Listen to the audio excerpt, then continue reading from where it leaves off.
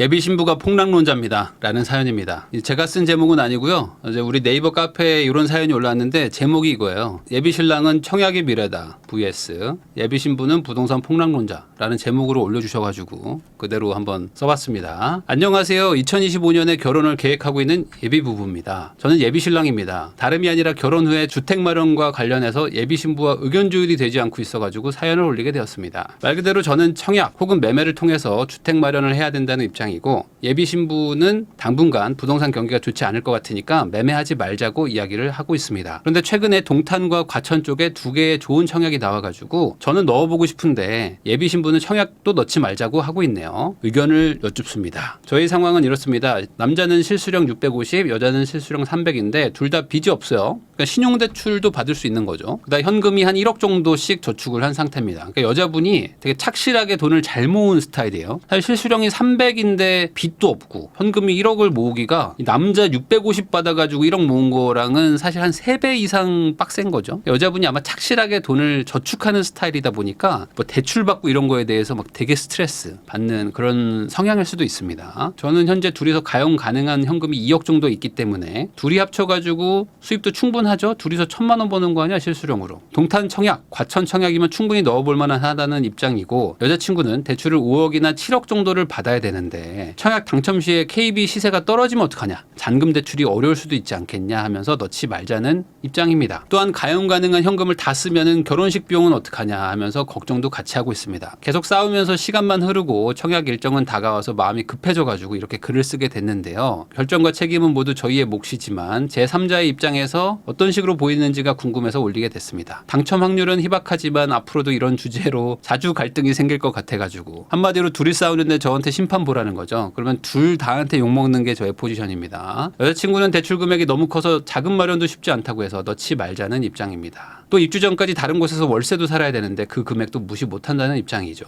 5에서 7억 정도가 정말 저희 소득에서 대출이 안 나올 정도의 큰 금액인가요? 현재 둘의 상황에서 동탄 과천의 청약이 당첨된다고 했을 때 부담과 위험이 큰 선택인가요? 감사합니다. 마무리가 급하게 됐는데 결론만 말하면요. 청약은 넣고 고민하시면 됩니다. 왜냐면 어차피 안 될 확률이 극도로 높기 때문에 어차피 안 된다. 어차피 안 되기 때문에 그냥 넣으면 돼요. 그리고 넣고 나서 당첨돼서 고민해도 충분하다. 근데 제가 아마 뭐 추측컨대 뭐 여기 단지를 쓰진 않으셨어요. 근데 분양가 상한제 적용 단지일 것 같아요. 지금 아마 동탄 과천 딱 얘기한 거 보니까 그 청약 공부한 지 그렇게 오래 안 되셨어요. 그리고 분상제라고 해가지고 이거 뭔가 좀 가격도 좀 괜찮은 것 같고 입지도 나쁘지 않은 것이거든요. 그러다 보니까 야 요거 당첨되지 않을까? 약간 그 금요일 저녁 9시 같은 느낌이지. 토요일에 로또 당첨 발표를 하니까 약간 금요일이야. 왜냐면 이게 조금 있으면 청약 시작하는데 일 거예요. 그러다 보니까 아 이제 금요일 밤인데 이거 당첨되면 어떡하지? 하면서 막 지금 서로 막 이렇게 싸우고 있는 그런 것 같긴 한데 우선 정리하면은 3개입니다. 대출이 너무 과한가요? 라는 거. 그다음에 여자친구 말이 맞나요? 그다음에 그럼 제 말이 맞나요? 라고 좀 심판 봐주세요 이거거든요. 근데 우선 첫 번째 한번 보겠습니다. 대출이 과합니까? 아닙니다. 자, 지금 실수령이 650에 300이죠. 그러니까 둘이 합쳐서 1,000만 원 정도 받습니다. 근데 대출을 5억에서 7억 정도 받는 게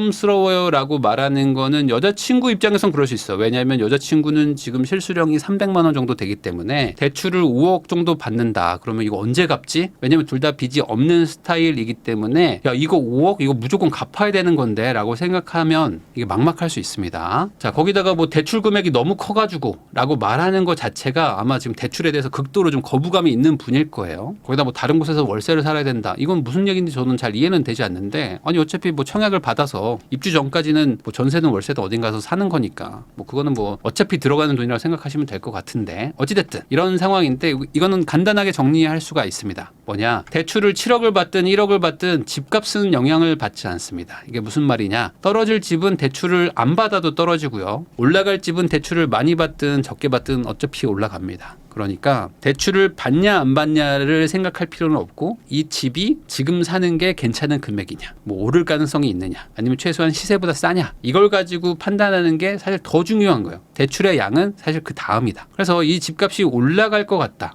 아니면 최소한 시세가 여긴데 뭐 분양가 상한제여가지고 한 요 정도에 판다. 이 정도의 어떤 안전마진이 있다. 그러면 이거는 청약을 하든 매수를 하든 할 만한 거죠. 자, 근데 무작정 살 수는 없습니다. 왜냐면 지금 대출 규제가 있거든요. 그래서 예전에는 제가 집을 살 때 막 하우스 푸어의 시절이었고 막 집을 사면 망한다고 할 때는 대출 규제가 없었어요. 그래가지고 그냥 집을 사면 대출을 다 해줬습니다. 근데 지금은 안 그렇습니다. 지금은 대출을 받고 싶어도 못 받아요. 기본적으로 신용대출도 제한이 좀 있고 주담대도 다 소득에 연동되기 때문에 감당 능력을 따져야 되거든요. 근데 이 감당 능력만 보면은 이 실수령이 1,000만 원인 분들이잖아요. 그러니까 이분들은 아무런 문제가 없다라고 생각하시면 되는 거고, 그 여자친구분이 걱정하는 건 뭔지 알겠지만 이것도 걱정하면은 앞으로 아무것도 못합니다. 그러니까 이거는 여자친구분이 생각을 바꿔야 된다. 왜 그러냐? 지금 두 분이 이렇게 저축을 좀 잘하는 스타일이고, 특히 이제 여자친구가 저축을 좀 잘하는 스타일이잖아요. 그러면은 앞으로 열심히 쓰겠다고 생각 안 하고 지금 쓰는 수준으로, 지금 저축하던 수준으로 착실하게 아껴서 모아야지라고 생각하면은 3년이면요 3억 정도 모을 수 있습니다. 이게 지금 짓고 있는 아파트라고 가정을 해도 3년 정도는 걸리거든요, 입주까지. 그럼 3년 동안 내가 모으는 돈이 있잖아요. 그러니까 이거를 무시하면 안 되는 거죠. 실수령이 1,000이야. 그러면 한 200만 원만 써, 한 달에. 200만 원 쓰고도 충분히 살거든요. 다른 사람들은 월급이 200만 원이야. 근데 뭐 200이 생활비인데 뭘 부족합니까? 그러니까 3년에 3억을 모읍니다. 근데 지금 이미 2억이 있어. 그러면 3년 지나면 5억 정도 모은 거죠. 5억을 모아가지고 8억짜리 분양 뭐 받는다고 쳤을 때 대출 3억 받는 거예요. 뭐 KB 시세가 오르든 말든 상관없이 그냥 낼 수 있습니다. 그러니까 이거는 뭐 전혀 무리가 되는 집도 아니고 아무것도 아니다. 자, 근데 이제 다른 기준이 있겠죠? 만약에 이제 돈을 쓰면서 살고 싶다. 지금까지 1억 모으는 게 너무 힘들었어요. 그래가지고 저는 지금부터는 펑펑 쓰면서 살겠습니다. 라고 생각하시면 뭐 다른 얘기가 되겠지만 그런 건 아닙니다. 저희는 아끼고 잘 모을 거예요. 라고 하면은 아무 문제가 없다. 아까도 말했듯이 실수령 300인데 현금을 1억을 모은다는 거는 절대 쉬운 일이 아니고요. 이 중에서 한 50% 이상은 쓸 수밖에 없어요. 특히 뭐 자취를 했다 그러면은 1억 모았다? 엄청난 거고, 뭐 부모님하고 같이 살았다고 해도 실수령 300인데 1억 모은 거면은 요즘에 뭐 못 모은 편은 아닙니다. 그러니까 나이는 모르겠어요. 두 분 다 뭐 40이거나 뭐 이러면은 뭐 오히려 돈을 못 모은 걸 수도 있긴 하지만 30대 초반이다 그러면은 많이 모은 거다. 그래서 앞으로 3년 뒤에나 입주하기 때문에 그동안 저축을 충분히 할 수 있어가지고 소득도 충분하시고 저축만 열심히 할 각오로만 생각하시고 사시면은 경제적으로는 아무 문제가 없는 상태라고 보시면 될 것 같으니까 여자친구분은 이 부분에 대해서는 남자친구 말을 듣는 게 맞습니다. 자, 근데 두 번째, 그럼 여자친구 말대로 뭐 KB 시세가 떨어지거나 집값이 하락하거나 뭐 폭락하거나 이러면 어떡하죠? 그런 상황은 아닐 것 같아요. 특히 이분들이 뭐 신축을 사겠다, 뭐 청약을 하겠다 이런 상황이라면은 이렇게 판단하기는 쉽지 않다. 지금 당첨 시에 KB 시세가 떨어지면이라고 얘기하셨는데 이거는 좀 제가 봤을 때는 쉬운 얘기는 아닌 것 같기도 하고, 잔금 대출이 어려울 수 있다? 뭐 그런 상황도 아니기도 하고요. 그러니까 이거는 그냥 너무 기우에 불과하다. 저는 이 둘 다 문제라고 보는 게 뭐냐면, 청약이 당첨됐는데 저 잘한 거예요? 라고 물어보시는 분들 많거든요. 근데 사실 요거는 청약을 넣기 전에 고민을 하고 당첨되는 게 맞겠죠. 그러니까 저 그냥 무심코 지나가다 넣었는데 됐어요. 어떡하죠? 라고 하는 분들도 문제인 거고, 반대로 당첨돼도 집값이 빠질 수도 있으니까 저는 그냥 아예 시도조차 안 했습니다 라고 말하는 것도 문제다. 그러니까 둘 다 문제입니다. 이 청약이라는 게 되게 제도가 많이 바뀝니다. 그래서 1년에도 막 10번씩 바뀌고 막 그래요. 그러다 보니까 청약 공부라는 거는 되게 애매해요. 그러니까 막 이건 꾸준히 공부하는 게 아니고, 청약을 받겠다고 마음 먹으면 그 당시 기준으로 최신 버전의 뭐 책을 산다거나 최신 버전의 영상을 보고 최신 버전의 제도를 공부해서 그때 빡 해야 됩니다. 그런데 이 청약 공부라는 게 뭐 엄청나게 많다고 생각하시겠지만 사실 그렇지 않아요. 청약은 단지도 정해져 있고 이 조건도 정해져 있기 때문에 공부는 많이 안 해도 됩니다. 왜냐면 조금 하잖아요. 그러면 좋은 단지인 거는 알 수 있어요. 그리고 이런 거에 대해서 관심 있는 사람들도 많기 때문에 인터넷 찾아보면 이 단지가 좋다, 이 단지 별로다라는 거는 조금 고생하면 다 알아볼 수 있습니다. 주변보다 싼지 비싼지는 판단이 가능하다는 거죠. 자, 근데 이 청약이라는 거는 공부보다도 오히려 운과 인내의 영역이거든요. 그러니까 뭐 가점을 모은다든지 아니면 추첨제로 당첨이 된다든지 뭐 이런 것들은 어찌 보면은 내 실력과는 약간은 좀 거리감이 있는 부분일 수도 있어요. 그래서 이게 되고 싶다고 되는 게 아니에요. 이 나쁜 단지는 여전히 미분양되고요. 좋은 단지는 그냥 완판되는 게 현재 시장입니다. 그러니까 청약도 완전히 양극화가 돼 있어가지고 어찌 보면 그냥 운이라고 보셔도 되는 거죠. 그러니까 아주 조금의 공부, 그래서 이제 이상한 것들 걸러낸 다음에는 운이 좀 필요하다. 약간의 전략도 필요하지만, 그래서 지금 고민하는 거는 저 로또를 당첨될 수도 있으니까 근데 당첨되면은 괜히 좀 앞으로 불행해진다던데 그래서 저는 로또를 안 살게요라고 말하는 거랑 똑같다는 겁니다. 이 뭔 소리야 이게. 우선 사고 당첨돼서 고민하면 되는 거지. 자, 당첨 확률은 희박하겠지만이라고 적어주신 거 보니까 좋은 단지라는 거야. 그러니까 지금 둘 다 이상한 김치 국물을 먹고 있는 거야. 이거는 뭐 김치국이 아니지. 이건 뭐야? 뭐라고 이건 뭐 사발로 드링킹 하고 있는 거죠. 이거 사발로 드링킹 하고 있는 거다 지금.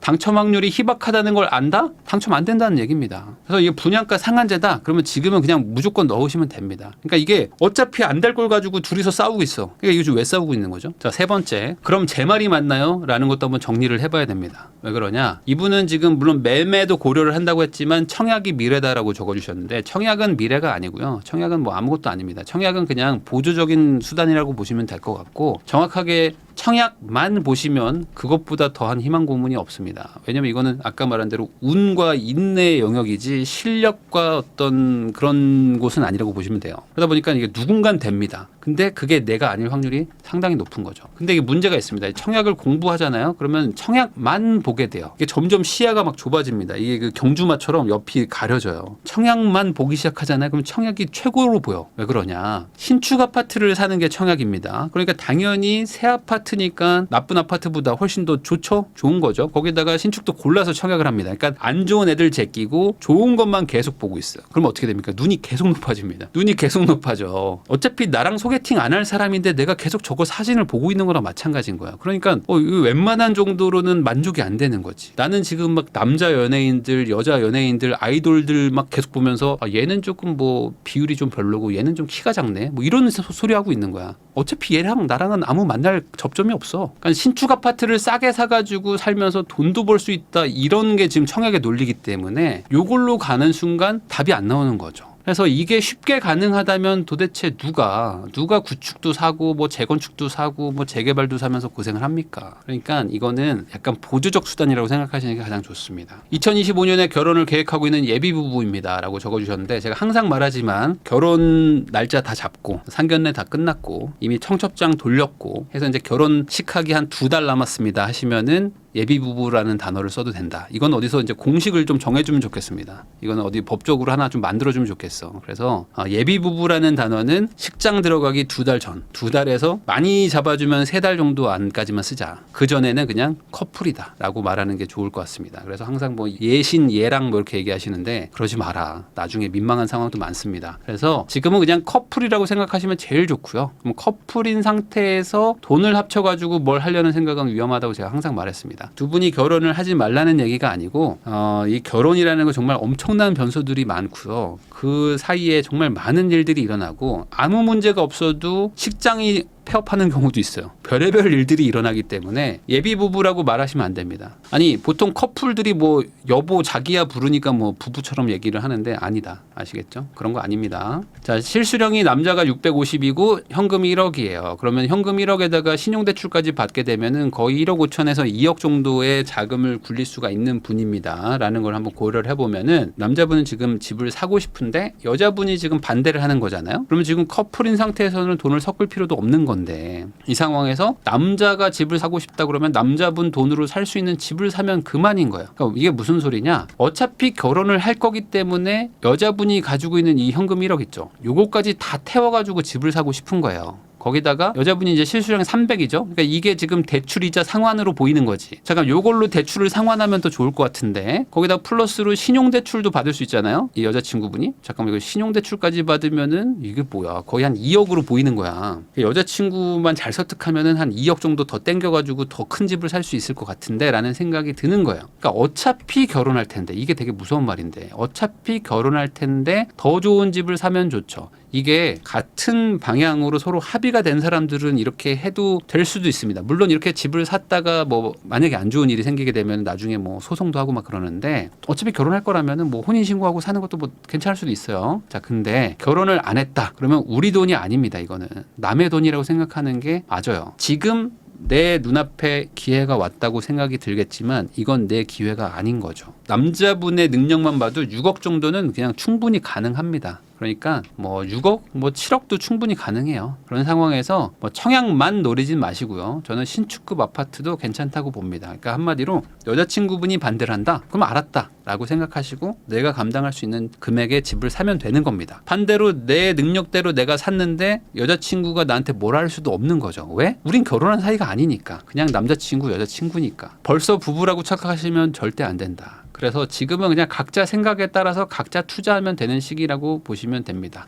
여자친구의 1억은 여자친구가 알아서 관리하시면 되는 거고 내 1억은 내가 알아서 관리하시면 된다. 이걸 합쳐가지고 우리의 장밋빛 미래랑 섞어가지고 무리하게 투자하는 게 전혀 좋은 상황이 아닙니다. 자, 그러면 이렇게 하고 끝이냐? 아닙니다. 정말 결혼을 할 거고 결혼하는 게 뭐 확실하고 그런 상황이라면은 앞으로 장기적인 미래를 위해서라도 여자친구와의 어떤 임장을 가는 걸 추천합니다. 그러니까 뭐 저는 임장이 최고다라고 말하는 사람은 아니지만 아예 모르는 사람 거기다가 막 아주 부정적인 사람은 사실 현장을 갈 필요가 있어요. 왜 그러냐? 이 현실을 좀 알게 해줄 필요도 있거든요. 요즘 현장을 가보면은 연초부터 분위기가 많이 달라졌는데 최근은 정말 더 많이 달라졌거든요. 그래서 지금 인터넷만 보는 분들은 사실 현장의 감을 잘 모르실 수가 있어요. 왜 그러냐? 인터넷은 내 알고리즘만 반영을 해주거든요. 내가 관심 있는 것만 계속 얘기를 해주기 때문에 내가 관심 없는 분야에 대해서는 내가 잘 모르는 게 이 알고리즘의 폐해일 수도 있거든요. 그래서 현장을 가보는 게 가장 좋습니다. 현장을 가보면은 뭔가 좀 다르다. 그래가지고 지금 현장을 가봤을 때 뭐 느낌을 받아보다 보면 아직 결혼할 때까지 1년 이상 남았으니까 그러면은 그 사이에 여자친구가 뭐 바뀔 수도 있고